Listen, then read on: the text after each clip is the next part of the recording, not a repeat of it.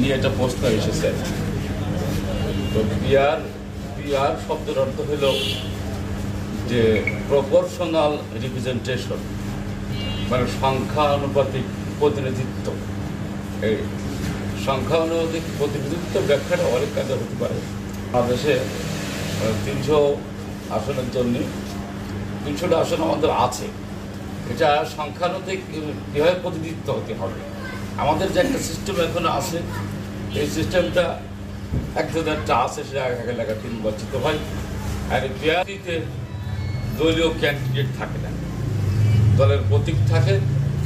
এখানে মানুষ দলের প্রতীকে ভোট দেবে, যে ভোট পাবে সেই ভোট পার্সেন্টেজ অনুযায়ী তার আসন সংখ্যা তার নির্ধারিত হবে। বাংলাদেশের কিন্তু 300 আসন, 1% যদি ভোট পায় তাহলে যে তিনটা আসন সে পায়। কিন্তু 2% পায় তাহলে 3 দুগুণে 6টা আসন সে পাবে। তারপরে যদি কেউ 10% ভোট পাবে তাহলে সেই হিসাবে 1%-এ 3টে হলে 10%-এ 30টা। ওইরকম যদি 30% ভোট পায় তাহলে সে 90টা আসন পাবে। এরকম নির্বাচিত হয়ে যাওয়ার পরে তারপরে হচ্ছে যে দল হচ্ছে গিয়ে ওই দিয়ে দেবে, এমপি প্রার্থী দিয়ে দেবে। এভাবে সর্বোচ্চ আসলে যেখানে যে আছে সেখানে দিয়ে দেবে জামাতে, দলের পক্ষ থেকে আসন দিয়ে দেবে। এই সিস্টেম। আর উচ্চকক্ষ এটা সব জায়গায় দেওয়া যায়, সব সিস্টেমে। আর উচ্চকক্ষ নিম্নকক্ষ আর একটা সিস্টেম আছে, সেটা হলো এটা 400 আসনের ভিতর থেকে। সেটা এমনি যে 300 আসন আছে, স্বাভাবিকভাবে প্রার্থিতা নির্বাচন 300 আসনে হয়ে যাবে। সেক্ষেত্রে পিআর উচ্চকক্ষে পিআর হতে পারে যে 100 জন হয়তো এই যারা নির্বাচিত হইল এরা ভোট দেওয়ার 100 জন বাড়াবে, সেটা উচ্চকক্ষ। এটাও দেখা যাচ্ছে যে দলের মোট যে ভোট পাইল তার প্রেক্ষিতে 100 জন হলে 1%-এ একজন হবে।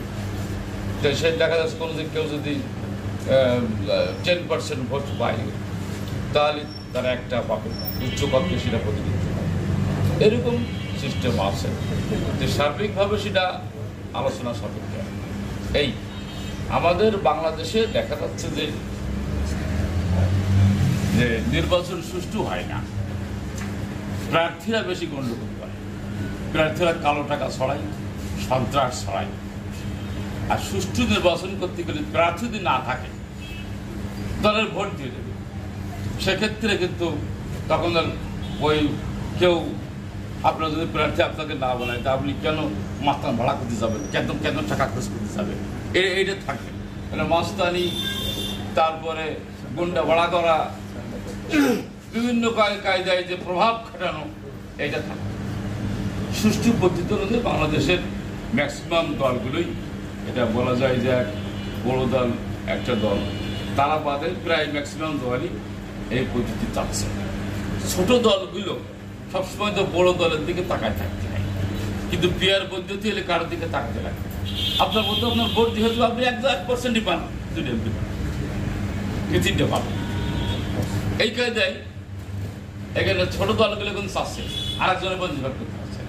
এখানে ভোটের মূল্যায়ন আছে, সেটা হলো যে বর্তমান পরিস্থিতি পদ্ধতিতে ধরেন একজন 1.5 লক্ষ ভোট পেয়ে পাশ করবে, আর একজন যদি 1,49,000 ভোটও পায় সে তো ফেল। আর ওই 1,49,000 লোক যে ভোট দিল এর কোনো মূল্যায়ন, এই ভোটের কোনো মূল্যায়ন আছে মূল্যায়ন, কিন্তু পিআর পদ্ধতির মূল্যায়ন আছে। ওই যে আমি যে কয়টা ভোটই দিলাম আমার অন্য আসন মিলে একটা প্রাকৃতিক দেশে একটা পার্সেন্টেজ হবে, এর জন্য সারা দেশে আমি 1 জন 2 জন 3 জন 10 জন 2 জন নিতে পারবো, তার মূল্যায়ন। এই কারণে সার্বিক অবস্থায় বিবেচনা করে অনেক দেশে আছে, এটা পৃথিবীর প্রায় 90টা দেশে এই পিআর পদ্ধতি চালু। আমাদের দেশেও চালু এটা করা দরকার বলে বিএনপি মনে করছে। জামাত ইসলামী এইটা বলছে, অন্যরাও বলতেছে। জামাত এর আগে কিন্তু কেয়ারটেকার ফর্মালও জামাতই দিয়েছে।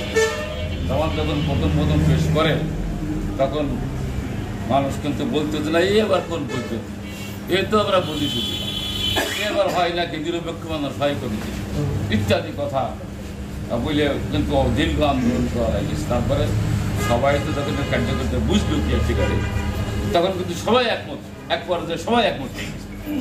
বিএনপি, আওয়ামী লীগ, দল সবাই একমতে এটা পাশ হয়েছিল এবং সংবিধান অন্তর্ভুক্ত করা হয়েছিল। সর্বশেষ ফ্যাসিস্ট বন্ধ করেছিল, বাতিল করেছে, চলে গিয়েছে। ওই রকম পেয়ার পদ্ধতিও অনেকে বলতে চাচ্ছেন যে আবার কিরকম এতে তো আমরা বুঝি না। বোঝেন ঠিক, জরিপ বাংলাদেশের জরিপ হয়েছে। কোন সমাজ জরিপ করলো? হ্যাঁ,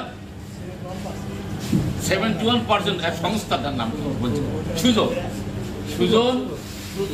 তারা জরিপ করেছে 71% মানুষ পেয়ার চাচ্ছে, 71% মানুষ পেয়ার চাচ্ছে।